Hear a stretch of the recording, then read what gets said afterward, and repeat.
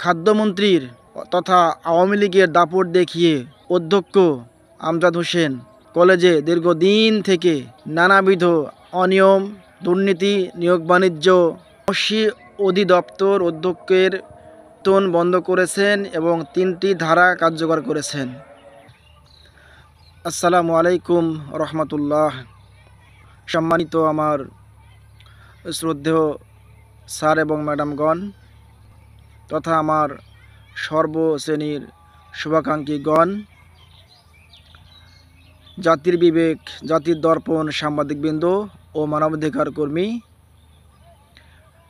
সকলকে আমি শ্রদ্ধা নিবেদন করে কিছু কথা বলছি। অবশ্যই শুনবেন এবং আমার পাশে দাঁড়াবেন এবং মতামত দিবেন। আমি মোহাম্মদ এরশাদ আলী, প্রভাষক, অর্থনীতি বিভাগ, বালাতোর সিদ্দিক হোসেন ডিগ্রি কলেজ, উপজেলা নিয়ামতপুর, জেলা নওগাঁ। অত্র কলেজের অধ্যক্ষ ডক্টর মোহাম্মদ আমজাদ হোসেন আপনারা অবশ্যই চিনবেন। আওয়ামী লীগের দোসর, সাবেক খাদ্যমন্ত্রী সাধনচন্দ্র মজুমদার, তেনার বাড়ি এই নিয়ামতপুর উপজেলায়। এই খাদ্যমন্ত্রীর তথা আওয়ামী লীগের দাপট দেখিয়ে অধ্যক্ষ আমজাদ হোসেন কলেজে দীর্ঘদিন থেকে নানাবিধ অনিয়ম, দুর্নীতি, নিয়োগ বাণিজ্য, অর্থ আত্মসাৎসহ ইচ্ছে মতো দাপট দেখিয়ে আসছিলেন। আজ অবধি অধ্যক্ষের অনিয়ম চলমান রয়েছে।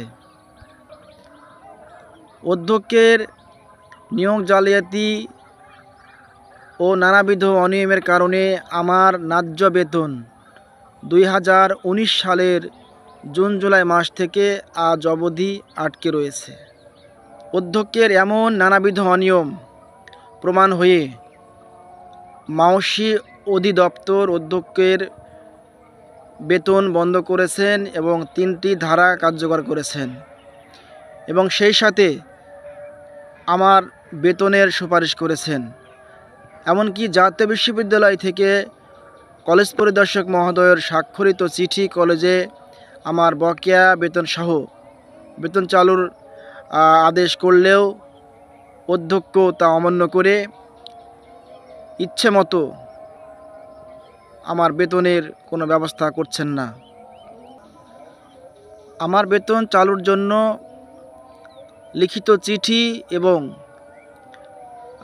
জাতীয় বিশ্ববিদ্যালয়, মাওসির এবং রাজশাহী অঞ্চলের প্রতিটা শিক্ষা কর্মকর্তা প্রিন্সিপালকে ফোনের মাধ্যমে বললেও ওই সময় প্রিন্সিপাল ওয়াদা স্যারদের করলেও বাস্তবে কলেজে আমি আসলে আমার সাথে নানা ষড়যন্ত্র, উদ্দেশ্যমূলক আচরণ, মিথ্যা নানান ধরনের ষড়যন্ত্র করছেন এবং আমার বেতনের লক্ষ্যে কোনো কাগজপত্র আমাকে দিচ্ছেন না, ওয়াদা করে ওয়াদা রাখছেন না। আমার শেষ দাবি, আমার ন্যায্য নিয়োগ অনুসারে আমার কাগজপত্র আমার বেতনের লক্ষ্যে রাজশাহী অঞ্চলে দাখিল করলেই আমার বকেয়া সহ প্রায় 20 লক্ষ টাকা আমার চালু হবে ইনশাল্লাহ। এটা প্রিন্সিপাল ইচ্ছাকৃতভাবে আমাকে এখন দিচ্ছেন না, নিজের ইচ্ছা মতো কলেজে আমার সাথে ষড়যন্ত্র করছেন। আমি সকলের কাছে পরামর্শ থাকার আমি বিনীত অনুরোধ করছি এবং আমার ন্যায্য বেতন আমি যেন পাই এই দাবি করছি এবং সকলের সহযোগিতা কামনা করছি। আসসালামু আলাইকুম।